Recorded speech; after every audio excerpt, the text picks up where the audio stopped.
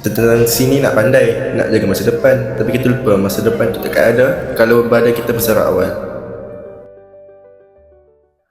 Weh, korang tahu tak, satu daripada 2 orang dewasa dekat Malaysia ni obes. Kita datang sini nak berjaya, tahu tak? Tapi korang tengok makanan kat atas meja ni. Ni bukan makanan nak berjaya, ni makanan nak masuk. Alah kau ni spoil lah. Kita muda lagi kot.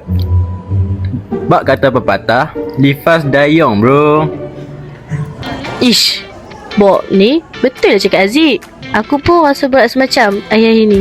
Kita asyik fokus tadi sampai lupa nak bergerak. Betul tak korang? Betul. Aku ada satu idea. Idea apa? Apa kata kita habis tadi minggu ni, kita buat challenge. Siapa yang minum air kosong paling banyak, dia menang. Aku tak nak tengok kawan-kawan aku ni hanya boleh bijak ada petas saja. Aku tak nak tengok hampa jalan sikit pun dah semput.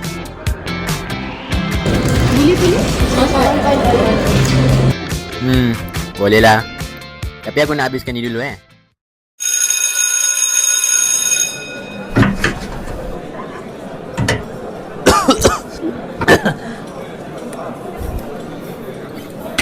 Bob, okey tak ni? Nampak pucat je muka.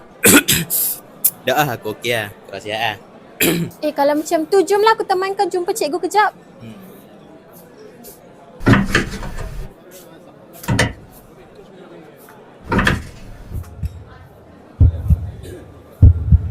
Badan kau dah pergi signal tu, Bob. Jangan sampai mogok, Bob. Jangan cari ubat bila dah sakit. Cari gaya hidup bila dah sihat. Ingat.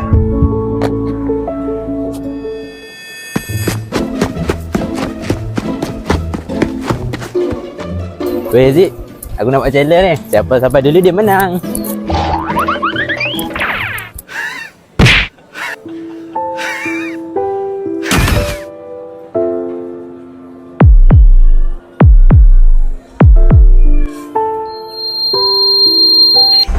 Weh, Bob! Muncak je! Masuk, Bob! Muncak, Bob! Dah lah, bagi cucu! Bob!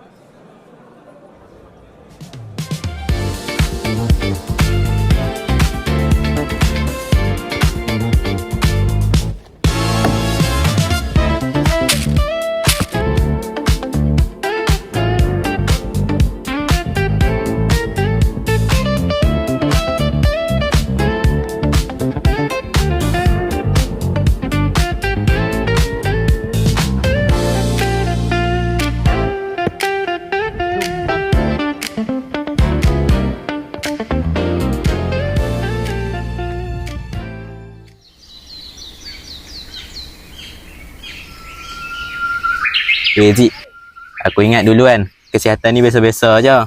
Pokoknya kalau tak jaga, mungkin tak ada kita hari ni. Bob, hang kena ingat, obesiti tu bukan sekadar rupa, tapi beban penyawa. Weh tu, ada burung. Weh, Ingat. mencegah lebih baik daripada merawat.